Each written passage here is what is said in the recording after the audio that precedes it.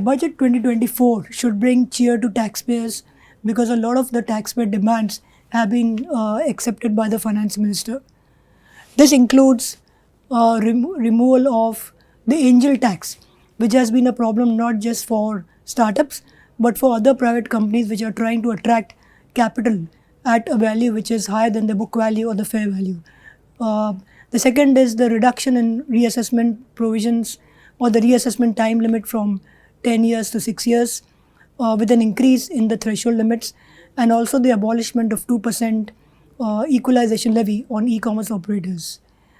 One more change relates to rationalization of TDS provisions. So, for example, TDS on insurance companies, commission and brokerage, and certain other payments have been rationalized and reduced. And also certain provisions related to assessment and rectification, for example, those will be completely online. So, the finance minister has done a great job in trying to simplify the regulations, and we must not forget she made a mention about complete revamp of the income tax law. So hopefully we'll keep on seeing more changes in the coming years. One important change relates to the whole capital gains tax regime, and this is something which has been asked for from the Honorable Minister by several industry players.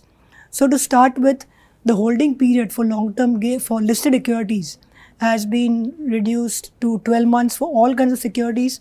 So for example, certain listed securities like REITs and InvITs, where the holding period was 3 years, now becomes 12 months. For unlisted securities or any unlisted asset, the holding period is 24 months, which means certain assets where the holding period was 36 months, for example, bonds, debentures, now goes down to 24. So it benefits in those particular situations.